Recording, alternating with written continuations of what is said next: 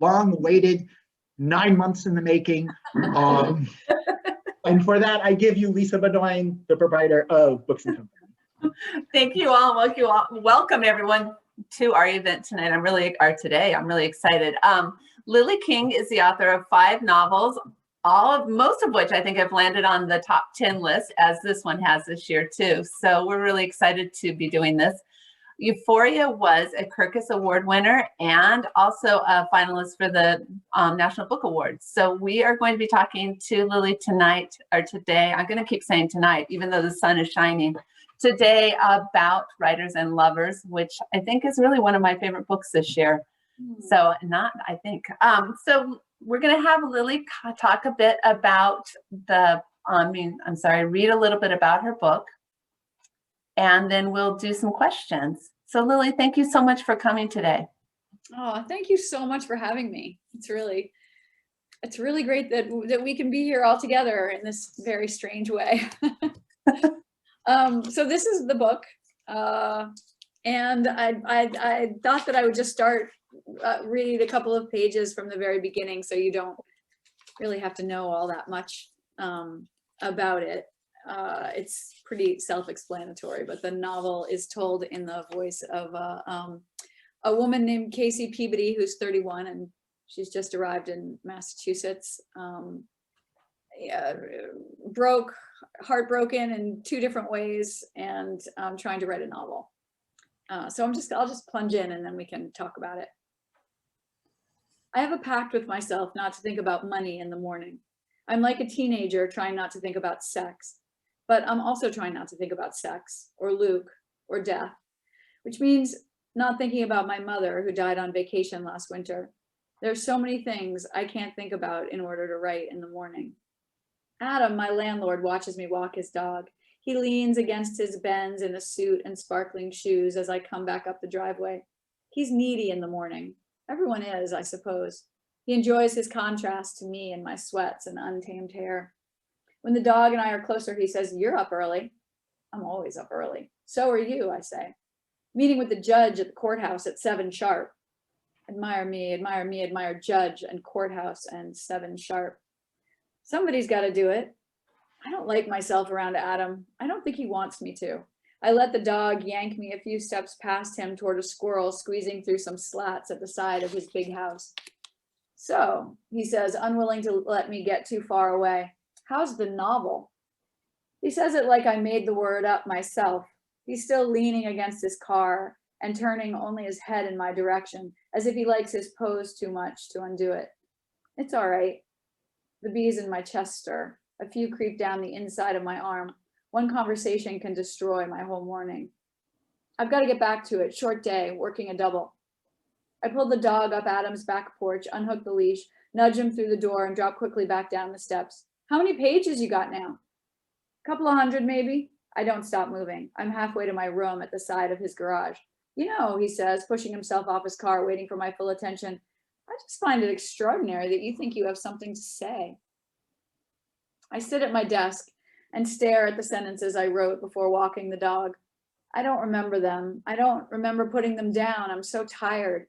I look at the green digits on the clock radio. Less than 3 hours before I have to dress for my lunch shift.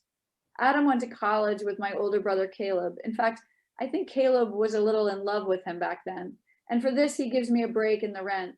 He shaves off a bit more for walking his dog in the morning. The room used to be a potting shed and still has a loam and rotting leaves smell. There's just enough space for a twin mattress, desk and chair, and hot plate and toaster oven in the bathroom. I set the kettle back on the burner for another cup of black tea. I don't write because I think I have something to say. I write because if I don't, everything feels even worse. Thanks. I'm gonna start, Daniel. That's a gut punch when he says that to her. It just goes to show, be careful what you say to anyone saying they're writing a novel. It's true, because they're the most fragile people in the world. So this is a book about the making. I mean, it's about a lot of things, but one of the aspects it is about the making of a novelist. What did you know you were going to write that book? I know you're a voracious reader, So you've probably read that book, and you were, and so you probably were thinking to yourself, how can I write my story, and how can I make it different? So what was going through your head for that? I guess what often goes through my head is very small, at the beginning when I first get an idea. It's not, I am not thinking universally, and kind of a little bit like Casey, I don't have a lot of confidence in what I have to say about what I want to write about. I just have an idea of a character and a voice and a situation. The first thing that came to me was that driveway scene. That was the first thing that I had for this novel. And it all kind of spun out from there. And I knew she would, I knew she'd be broke. I knew she'd be heartbroken. I knew her mother had just died. And I knew she was writing a novel. I didn't know, how much I was going to be able to do. I was wary of writing about writing. Nobody really wants to read about writing, apparently.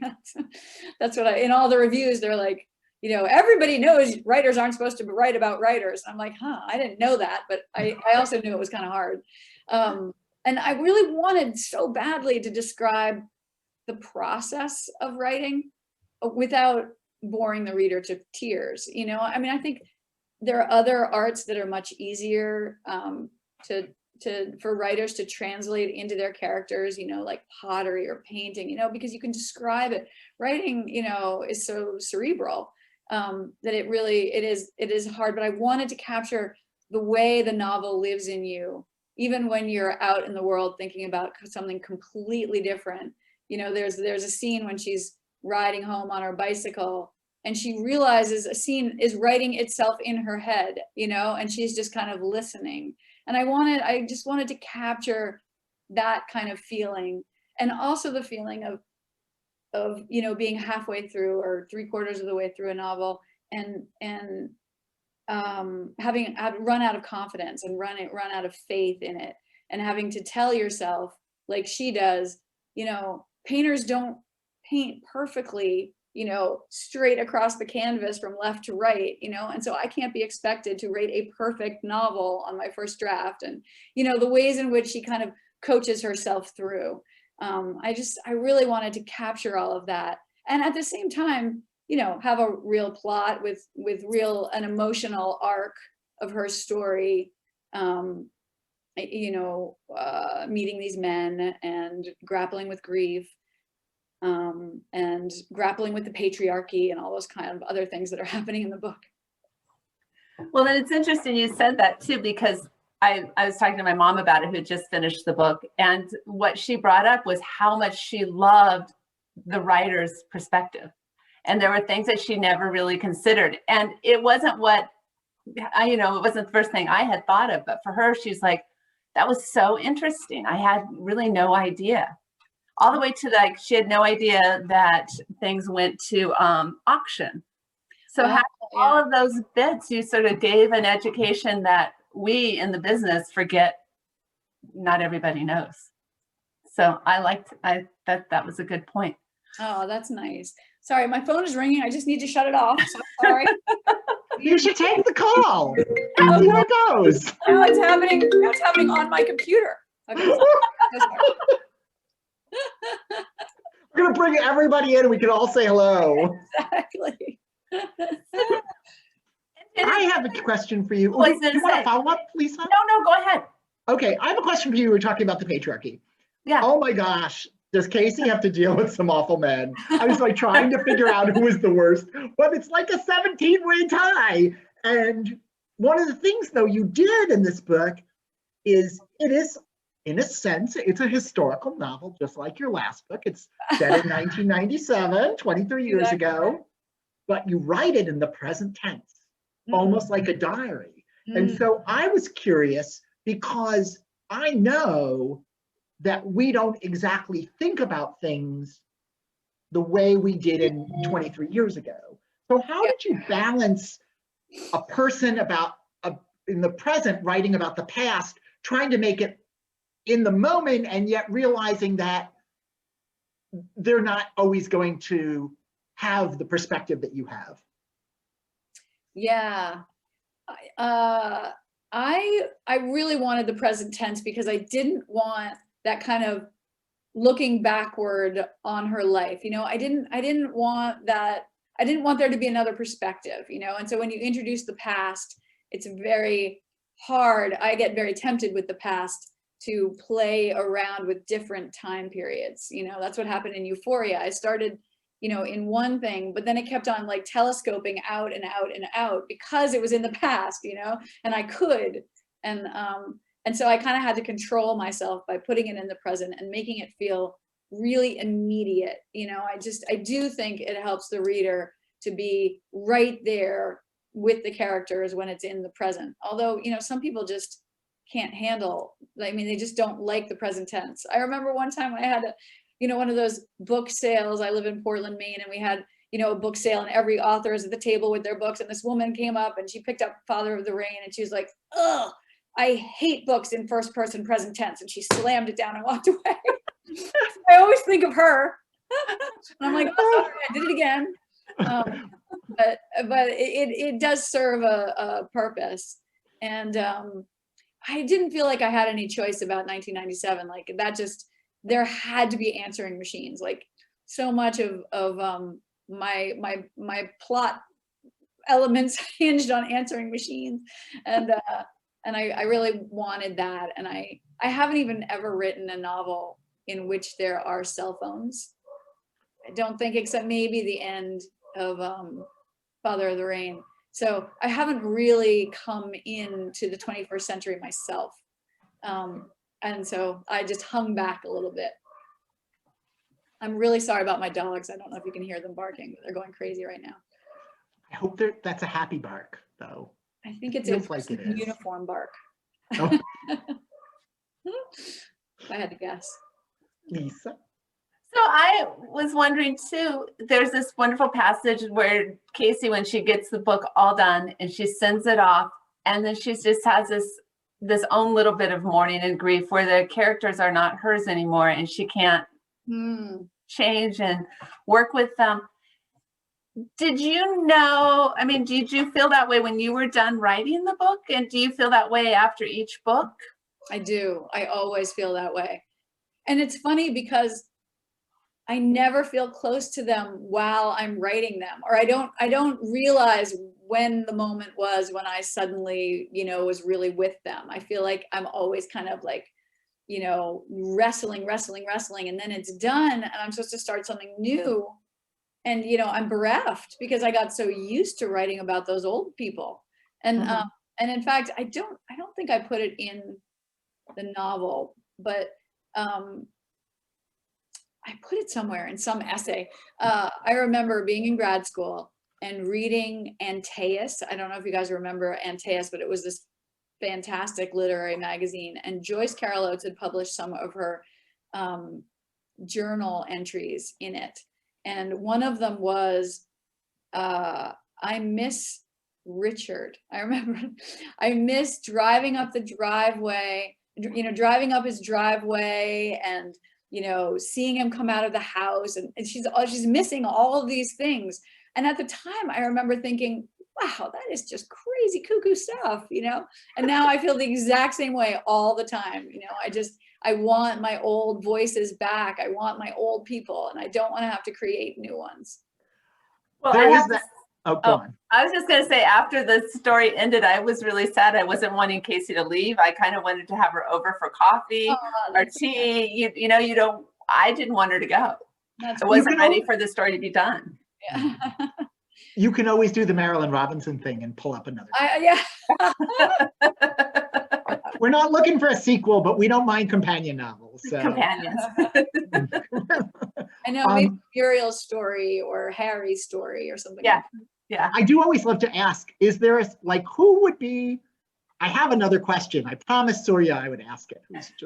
I was like, oh, I'm not going to ask that. But I do want to say, since we're talking about it, of all the side characters in this book, and there are a lot, who would you think that, you don't have to write it, but who did you think, oh, I really want to know their story?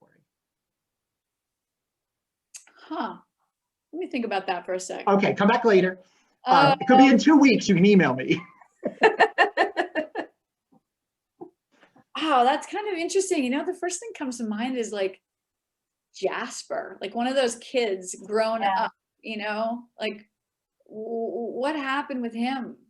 And, you know, I don't know. I think he could have gone so many ways. So I think I might be curious about those kids like in the future. Yeah. He became I a don't want to graphic give anything novelist. away. I was going to say something that gave. This isn't one of those spoiler events. I can't say anything. I know. I wish it was. I want Yeah, to no, talk we about really the want end. to say something, but we can't. Okay, I have something else for you. So we've been dancing around this. Yeah. This is Casey is not Lily, but this is sort of autofiction. I really love autofiction. I love things taken from life. And of course, you would say when people ask you, is this from your life? You're like, every character's me and none of the characters are me. Yes, we've heard that before. But people are very interested to know what kind of parallels there are, especially because you said, I set this book in 97 so I could have answering machines. Also happens to be 2 years before my novel came out. So, no, it's so true. And I would have that question automatically. I mean, of course, it's an irritating question, but of course, it would be the first question I would have if I were not the. It was our fifth. So there. No, it's very good. You held back. Thank you for that restraint. So what I always say, and really what is actually true, is that I feel like I drew on my emotions of that time. You know, yes, I was definitely an aspiring writer in the 90s. And in 1997, which was a terrible year for me, I was writing my first novel, and I wrote it for, I think, 9 years. I mean, I think it took 9 or 8 years from start to publishing it. And I mean, I definitely, you know, the reason I wrote this book is because my mother died, and I was working on something else, and she died, and I couldn't go near what I was working on, and I couldn't write at all except in my journal. And then about, I don't know, eight months later, this book just started coming out of me. And so I feel like I took, you know, some of my own experiences, some of my, like, you know, all the dialogue, all the scenes, most of the characters are, you know, completely made up. I would give it away if I said who isn't. So it's not that I'm trying to be cagey about it. It's just that I don't want readers who haven't read the book to know. But you can probably guess. And I feel like I took those things, certain elements from my life, certainly the anxiety. I had a massive bout of anxiety for about, I don't know, 6 months or 9 months or something in 97. And that was incredibly scary to me. I'd never had anything like it before. And I really wanted to write about that. Well, that was one of my big driving things, was just trying to write about that and what goes on inside the body, and how you're, to the outside world, you know, people often can't see it. You know, you don't know what someone's really going through. And I wanted to write about that.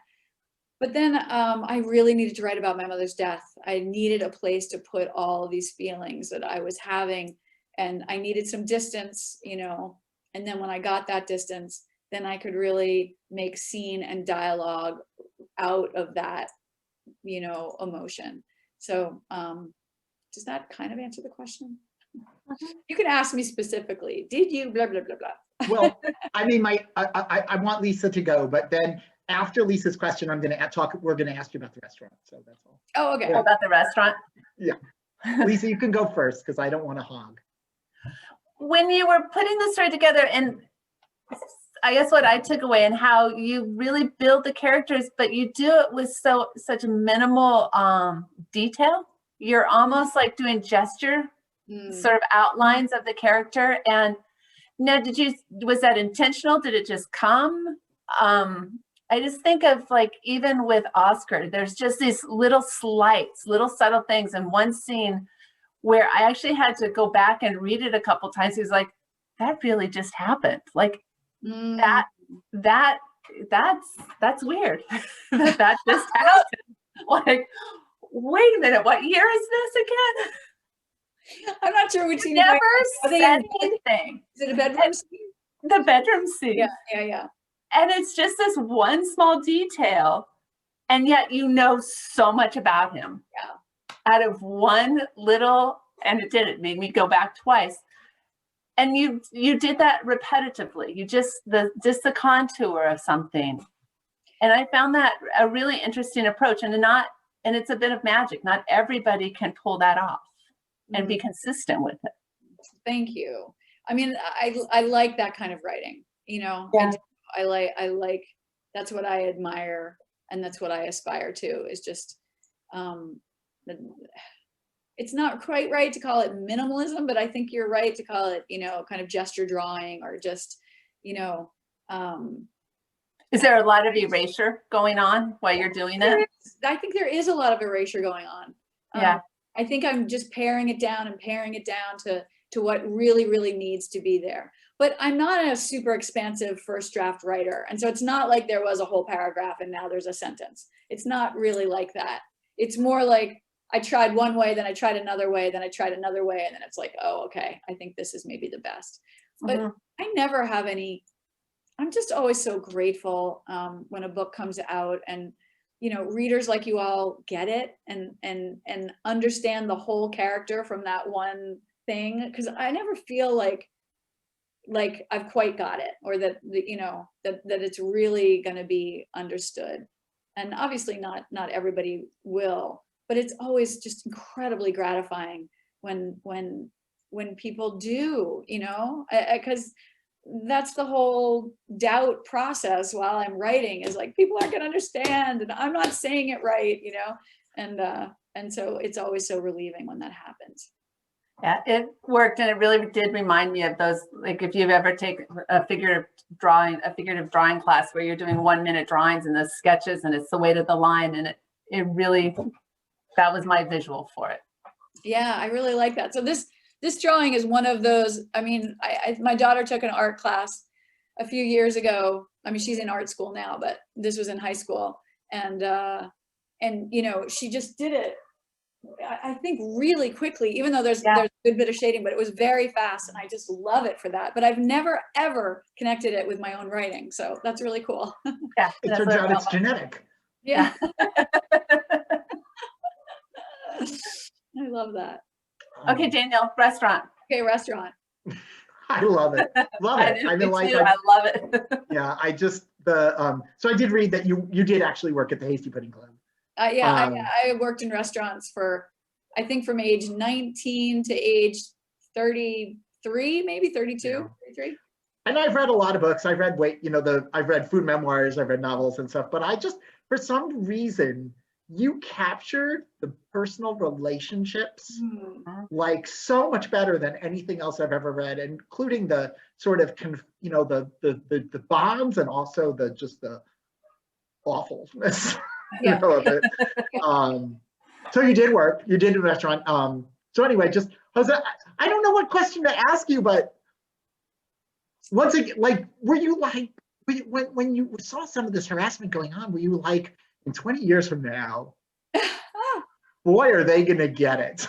No, I certainly wasn't. And honestly, I think restaurants are, especially a male run, like a male kitchen, I doubt that's changed much. I mean, I've been so relieved to see all the open kitchens, because there was so much shit that happened behind closed doors that would never, ever happen if you didn't have a door there between the customers and the open kitchens are the body camera of the restaurant. Yeah, exactly. Exactly. I'm always like, wow. I mean, you can kind of see how, like, they're really trying to hold it in. But I've worked in kitchens where the, you know, a chef or a sous chef was just completely out of control, you know. Oh, Clark. And they start drinking too. I mean, I hope that doesn't still happen, but there was just a lot of drinking, a lot of drugs. There's just a lot of pressure. And, you know, and you're definitely on opposing teams in a way. I mean, you're all trying to do the best thing for the customer and the best thing for the restaurant. But, you know, they have no idea what the wait staff is dealing with out on the floor. And we have no idea, you know, the tickets that are coming up for them and the heat that they're, you know, exposed to. Like, it's hot back there and stressful, and there are a lot of people trying to do a lot of things, and there are knives and there's fire, and, you know, it's all it's all a lot. Oh gosh. Yeah, no, there was just actually a piece on NPR talking about, like, if you just paid the wait staff at least minimum wage, you know, they wouldn't have to take such abuse from everybody, you know. Yeah. They're stuck. Yeah, I know, it is interesting to think about that. $2 and One time, my husband and I sorry. Go ahead. My husband and I, for our first anniversary, we went out to dinner to a restaurant in Cambridge, Mass. That we'd never been to before. And maybe we'd had our drinks and maybe we'd had our appetizers. And then suddenly there was the sound of an ambulance, and the waiter came up to us and said, "I'm sorry, we're not going to be able to deliver your food.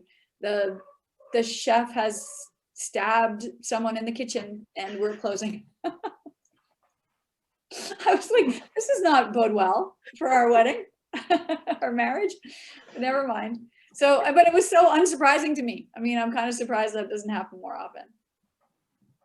I'll know to look for it in the future. Lisa?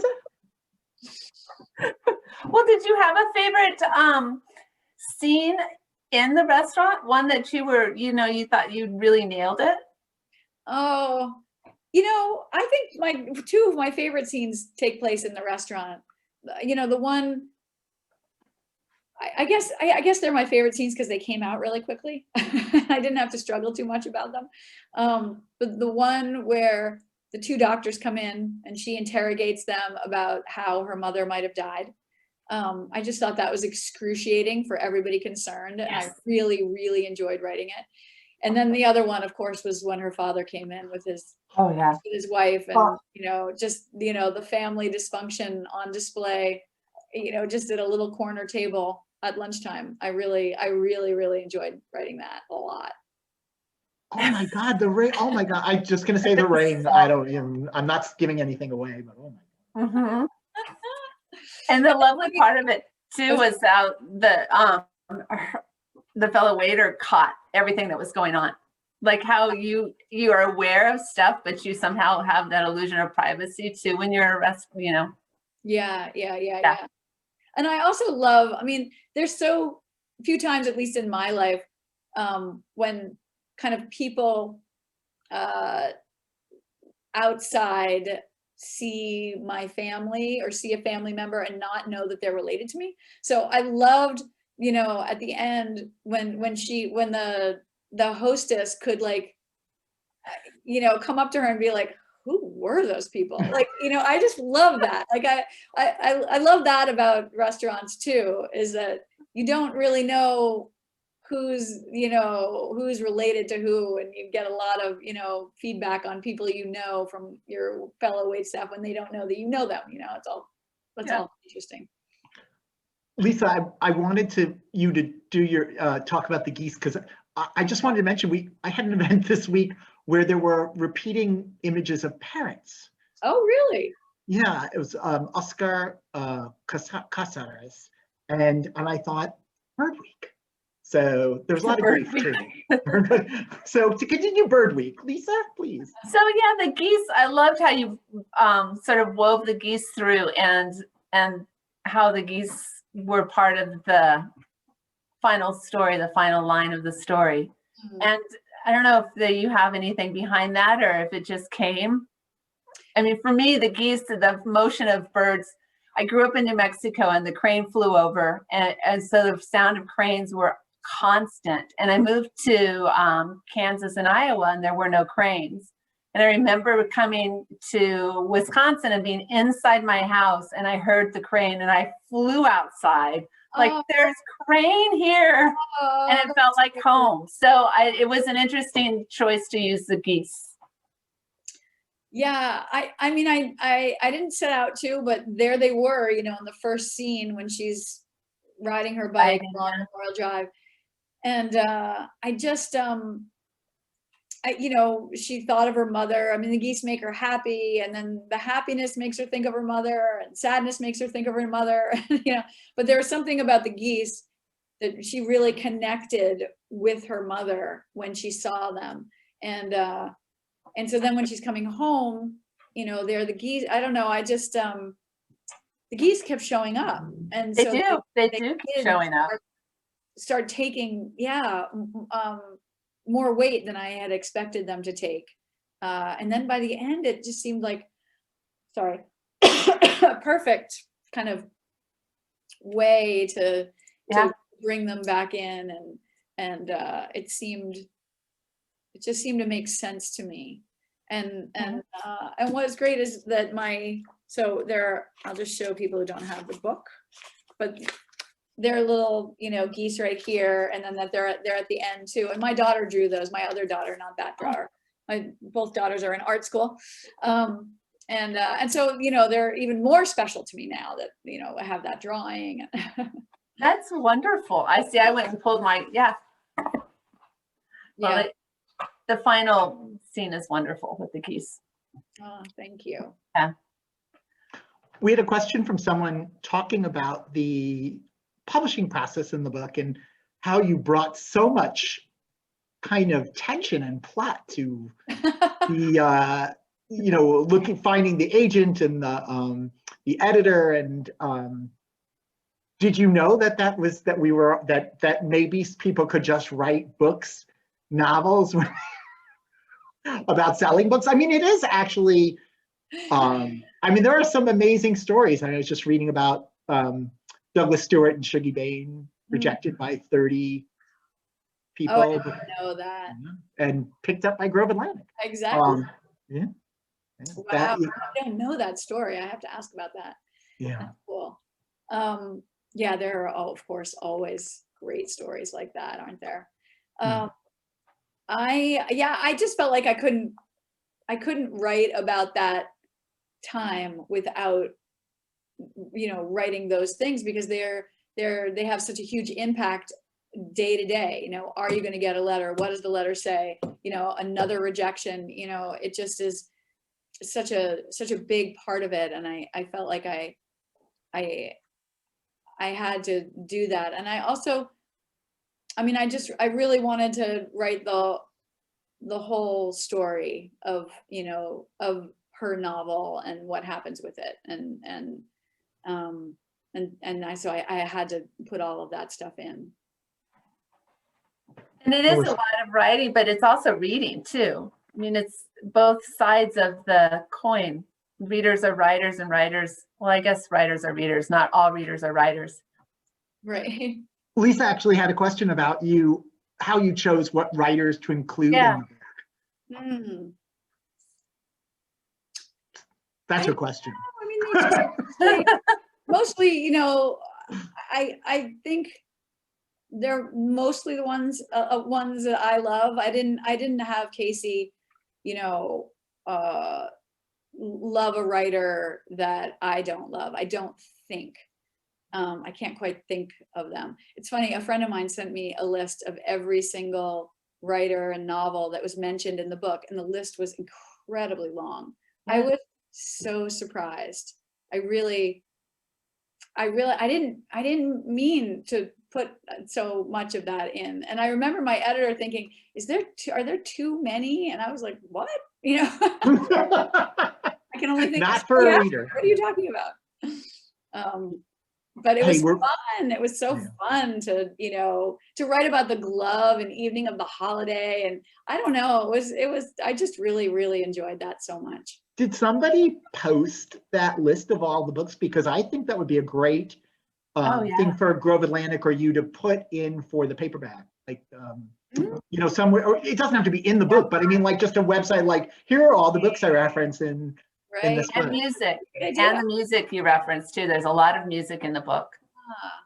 Yeah. But I feel like the book almost becomes a reading list, you know, for us, you know. 1,000 books to read before you die, ex libris. No, the Lily King list. I love that. You know, I have it right here.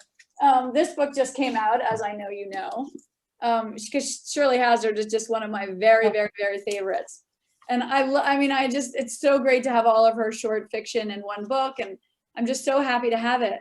But I'm just really upset that I didn't get to write the foreword. I just really, I mean, I just love her so much, and doesn't the whole world know that? And why wouldn't they give me that assignment? I'm just very upset. And this is why, if you put that list up, then people will know what other books you should write the foreword. I wanted that one.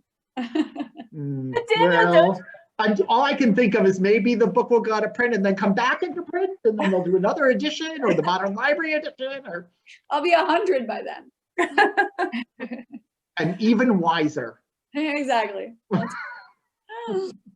But I thought it was really natural the way the writers were brought into the story. And Daniel, do you do this in life where you're just like, something will happen and you're like, oh, that book, or somebody will have a problem and you'll say, oh, you should read this, or Hourly. I know. So, I mean, maybe it was just so comforting. Yeah. Like, Oh, no. yes. Yeah. Anyone who thinks that a person who doesn't read a lot of books would be irritated by somebody mentioning a lot of books doesn't know people who read a lot of books. Right. Exactly. Right. Yeah. My next question for you, if that's okay, I think that was the quote from one of your quotes from your interviews. Claustrophobia is my trademark. Oh, I do like claustrophobia. It turns out I just really, really do. The novel I'm thinking about writing next, again, is so claustrophobic. It's so funny. Yeah, I mean, like in this one, obviously, oh my God, what is happening? This never happens. Okay. We're the lucky ones. I guess the restaurant is very claustrophobic. You know, anxiety itself, it can be very claustrophobic. And then, of course, where she lives. I mean, Euphoria is a classic example. Even before that, I used to write about families a lot, because I loved the claustrophobia of a family. You know, I mean, you can't, without completely rejecting your family, you can't escape it, especially if you're a child. And so I love that. And then when I wrote Euphoria, you know, they are stuck, you know, doing this work in Papua New Guinea. And it is an incredibly claustrophobic situation, made even more claustrophobic with the heat, you know, and all the other things, the illness and everything. I like a pressure cooker. And so a claustrophobic situation just like adds more and more pressure to any kind of tension that there is. Well, I just want to say that was this Surya said something about what a great book this was for this year. Mm-hmm. And we were all a little claustrophobic. Claustrophobic, yeah. I know. Lisa? I kind of wish it were like a travel novel where the character goes, you know, that's kind of what I crave right now is, you know, travel. And she did travel a little bit in her previous life, going to Spain, true. And and then leaving her books in Spain too. That was a little hard to do. So my question was, why golf? Oh, golf. Lord, when people like in that New York Times, you know, thing, the little write up at the end of the year, it was something like golf prodigy writes a novel or something like that, and I'm just like, oh God, people are really going to get the wrong idea about this book, because I thought that I was going to be able to like pull off some golf scenes, and that maybe her dad was going to lure her back and get her to play some golf with him in a tournament that was going to go terribly wrong. And I had all of these ideas, and I got a stack of books about golf, because I have never played golf and I have no interest in golf. And I have a lot of, I think, animosity toward golf and what it represents in our society and all that kind of stuff. And I just couldn't read them. I couldn't. I read half of Tiger Woods' father's memoir, and I just like put up the white flag. I was like, I can't do this. I just can't write about golf. And so I like condensed it down to like a page and a half or something, and that was that. I would have preferred to do tennis because I actually like tennis and play tennis and know tennis, but I had done so much or some tennis in Father of the Rain that I felt like I couldn't do that again. You don't want to be along the, the queen of tennis.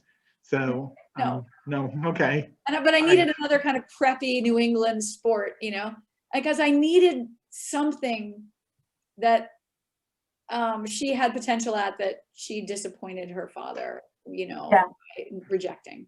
And I mean, I can think of other preppy New England sports, but I don't think any of them have careers around crew or something like that. Right, So exactly. that's the problem, like, and it was solitary too. Yeah. Yeah. Which made it claustrophobic. Right. I wanted to ask about blending. The book is a lot about grief, and it's very, it's a very sad story, but the book's also really funny. And how was it blending? When I thought about it, I thought they don't seem to go together, and yet they do. I was thinking about All My Puny Sorrows, but how for you, was it difficult to sort of blend them together in terms of capturing the right tone? Like blending humor and grief and yeah. I try not to think about tone. No. I try not to think about those things because I don't know. For me, the more self-conscious it gets, the more artificial it gets. And so I just kind of let it come out the way it came out. And I also I never know what people will find funny, I love funny books. I love humor. I mean, I don't know what I would do if I couldn't laugh, but I don't really, and I don't really know exactly when I am being funny on the page, like, I mean, I know when I'm amusing myself, but I don't have any sense of if it's going to amuse anybody else. I would think a lot of that. Yeah, I can't imagine somebody doing that on the first write. I thought maybe on a rewrite, you would say, this works, this doesn't work. Right. Yeah, which probably does happen. Yeah. Do you want to mention a couple of funny books you like? Yeah. Oh. I like funny books too, but they're hard. It's like the old Simpsons thing, the only thing less loved than comedy is animation. So I'm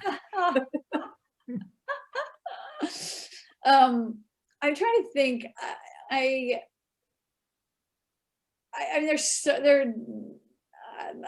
think, start way back. Like, I think Pride and Prejudice is a very funny novel. I think there are just really some great comic moments in that. And then the books that I used to read a lot of David Lodge, in the 80s and 90s, and like is it called Changing Places and Small World? I just thought those were the funniest things in the world. Oh gosh, I feel like there are so many funny books, but I did exactly what I said I wouldn't do, put you on the spot. No, it's good. Well, like, there's a book I'm reading right now. I mean, it's not, he's got a very good sense of humor. And I remember last night, kind of waking my husband up a couple of times because I was laughing out loud. Homeland Elegies. Have you all read that? Oh, yes. He is very funny. In a crazed way. Yeah. So I've been really enjoying that. And it's not, I don't think it's getting billed as a comic novel, but which is perfect. Like, I like books that are serious and you learn a lot from them, but they're also just have a really great underlying sense of humor straight through. Yeah, it was one of those things that he's from Milwaukee, actually. So, oh, really? Yeah, so we know him well. And but there's more, Brookfield, but you can see the inspirations of Philip Roth and Salman Rushdie, and who are both very funny writers. So yeah, Philip Roth. Yeah. Would you like to mention some of the other? I said, please talk about some books that you really love. We know you have gone into print bookstore in Portland with a big stack. So yes. Well, of course, I haven't read those. Those were. Tell us about a different stack. Yeah, because those are gifts. But I'm hoping to read a lot of them before I give them away. We tell people. Always tell customers, like, read it first, treat it well, get a double read out of it. Yeah, exactly. You want to recommend it. And you just hope that just like a little bit of olive oil or coffee or tea doesn't feel like it always happens with me. But so I mean, a lot of the books I love are in the pages of Writers and Lovers, like Shirley Hazard's Evening of the Holiday and Transit of Venus. Those are two of my favorites. Virginia Woolf, I keep, if I can just turn look over here, and you can see Virginia Woolf and Evening of the Holiday right there. I keep them on my desk at all times. And then I can spot Girl, Woman, Other from here. Oh yeah. Because I read that book last week and the week before, and I have an online Zoom book club now, and they chose it and I didn't even know it, and I was reading it, so that was so great. And so we have that tonight, so that's why that's there. I love that book. Love it. Great book. Also funny. Also uses humor to tell really powerful story, but has a really great sense of humor. Yeah. Oh, and Elizabeth Strout, a great sense of humor. I love her work. My very, very favorite is probably My Name is Lucy Barton. I love the two books together. Masterpiece. Yeah, I love the short stories that connect with it. I liked My Name is Lucy Barton, but when I read the two, what is that? Anything is Possible? Anything is Possible. Yeah, to read them both and realize she was writing at the same time, and the way they connect is just genius. Yeah, no, it is. It really is. I love Ali Smith's quartet, Autumn. I actually haven't finished Spring, and I haven't read Summer, but I love Autumn so very much. I just think she's brilliant. Jane Gardam's Old Filth, that's one of my favorites. I loved An American Marriage. I loved The Revisioners. Did you all read that? So good, by Margaret Sexton.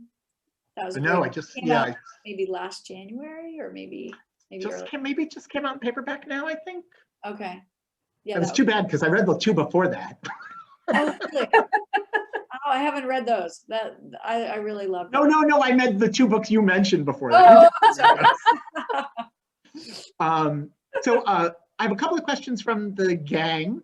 Jill wants to know, did you know the end when you started the book? Meaning, I think that's sort of another variation of Pantser, Planner, that kind of thing. I think I know the answer, but. Wait. She wants to know if you knew the ending, how the book was going to go. So I'm going to read you the exact quote because maybe I'm not doing this justice. No. I wanted to know what you said, your interpretation. Oh, I said sort of a spin-off of the Are You a Planner or a Pantser? Do you have the book mapped out in your head? Pantser. Okay. I'm definitely a Pantser. And I usually have a sense of emotionally where I want my character to be at the end, but I don't really know how she's going to get there. And so I'm just kind of figuring that out and I didn't have that last scene in mind at all for a very long time. That came very late. And I had a vague idea about the love interest situation. I kind of knew where that was going to land all along. But there was some tension there. I was really nervous that, she was going to choose one way over the other. It caused a little anxiety, but not enough for me to read ahead. That's good. Would you do that? Oh yeah, I hate suspense. Oh my God, that's so funny. I read we have a lot of customers who read the ends. Yeah. I don't even have to read the end. I just have to go a few, a chunk ahead to just see if the character's there. Yeah, I do that sometimes because sometimes you just can't enjoy the writing. When the suspense gets too much, then you're just racing through and you're not enjoying the book. Yeah. So I don't read the full end. Yeah. I just check in. Laura has a couple of questions, one of which I have the answer to. One of them, she said, when's the book coming out in paperback? And this answer brought to you by Deb and Judy Grove. It's February 16th is the pub date. Grove Atlantic doesn't have on sale dates. They have pub dates, so you might see it in stores or online a little earlier. But one thing I will note is during the pandemic, there have been a lot of paperback delays. because they just weren't selling, because a lot of paperback sales are from browsing in both independent bookstores like Books and Company and Boswell and Barnes and Noble, and even mass merchants like Target. And without the browsing, the paperbacks were just having a lot of trouble finding their way, because online there tends to be more focus with hardcovers. Even with the big celebrity book clubs, they never do paperback reprints anymore. So all the media focus is like hardcover, hardcover, hardcover, and that gives the paperbacks a tough, it's hard for them to break out. So publishers have been keep moving them, hoping that this will be over. Right. Yeah. So right now, February 16th. Her other question for you was about Casey's life interrupted moments, specifically about her health and her apartment search. And they're two different subjects, but you throw a lot of roadblocks to Casey's happiness in the way. And really, especially with the health stuff, it's just really, I don't know if you meant to write an indictment of the private healthcare system, but you did a good job anyway. So talk a little about that. It's true. Yeah, I mean, it's what I experienced. I definitely experienced not having healthcare for years and years, and then finally getting some and having all kinds of things wrong with me, and it was a shock. And so I did want to just explore that and write about it. And I think also being 31, Casey's 31, and not having a home, like not really having a home since she hadn't had a home since she was about 11, like a real, a sense of real security. And so she,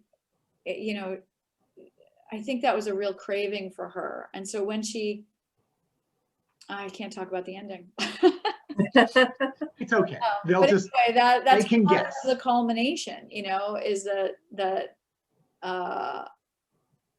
is, that's such an important yearning for her, almost, as much, if not more than finding a man at this point. I mean, she just needs a home. And which is really why, the last word of the book is the word home, because it is what she is just trying to find through this whole book. Yeah. I don't even know. I was like, oh my gosh, I don't even know how we can go into the love triangle and stuff. I can't believe we haven't even started talking about it. But I do love it, because it is another trope, I think, that we mostly, much like The Making of a Writer, that we are used to hearing more from male writers than from female writers. It's true. And I mean, it's not like unheard of. It just feels like the juggling fella. Yeah. No, that's right. So I love how you make it your own. And I love how it reflects on Casey herself, the choices that she makes. Did you, how did you back it was also like, and there's going to be another guy, because there's 3 guys really, because there's the one in the cast too. Right. I know. I actually had more guys, and they made me take them out. Even more guys. Okay, here's the big question, the big revelation. How many guys were there in the original book? How many guys what? Were there in the original book? Well, I think there are a few more mentions, maybe 2 other guys, like in the past, right? And my agent and my editor were like, no, she's had too many men. Is that sort of a judgment a little? I felt very sensitive to it. Yeah. And then in the first draft that they never saw, I had, that guy George, who she meets, and he asks her out, and she was like, I'm not going out with you. You've written 11 pages in 3 years. They go out. She goes out with him in the first draft, and they have kind of a long distance thing, and he keeps coming up from North Carolina, and I cut out about 60 pages of that because it was just going nowhere. I don't know. I just had to play that out, and it didn't work. And then I just changed. I went back to that party scene where they meet, and I changed their dialogue, and I liked it so much better. Like, okay, goodbye, George. Don't you wish you could do that in real life? It is a choose your own adventure, or might I say, it is like the Midnight Library. We're like, in this life, I am not going to go with you. Do you think that this would have been this story would have been published in the 90s with her having this? Because I mean, it definitely was what's going on for women, but it wasn't something that was really being written in the way that you were writing about it, which is more real than the way it was written about then. I don't know. I mean, I was so far from writing anything like that in the 90s. I always need like 20 years of distance to write about anything. But I just feel like there wasn't a place for women's stories, and there wasn't the readership, there wasn't the value put on women's stories. I think we had a very, very small little corner of the market that only a few women, could fit into. And the rest was all, Saul Bellow and John Updike and Philip Roth. And Tom McGuane. And Richard Tom Ford. Robbins, Yeah. Especially in the literary sphere. And Yeah. I mean, I think the books were coming. I mean, I of course keep track of every book I've ever read since I was 22. And at 22, I was upset because I hadn't started when I was 15. But now it doesn't seem that important. But I've always read a lot of women writers, but it's true that they just never got their due. They were never in the pantheon, much like the celebration of writers of color now, where things have gotten a lot more, we've come a long way, and we're grateful for that. Yeah. Do you have a last question, Lisa? No, I think that was, no. I mean, I could just keep chatting. After thinking about you writing this in the present, the past present, it was actually brilliant instead of writing it now looking back, because you gave each person that space, each woman that space to remember their own story. Interesting. Because you're right there instead of being now looking back. Right, exactly. It's the character. Yeah. Yeah, I didn't think that was going to work. It worked really well. Yeah. Yeah, thank you. Well, we think the whole book worked really well. We're both Yes. and so much, really. Yes. Congratulations on your success. We're looking forward to selling it in paperback on February 16th. But right now we're excited about the hardcover right now, and we both have the book. You can get it at your favorite bookstore. We're so grateful to Lily King and to Grove Atlantic, and also for all of you for joining us. We wouldn't have a bookstore without you, or two of them. So, Thank you all so much. Thank you. Thank you, Daniel. Thank you, Lily. Bye. Take care.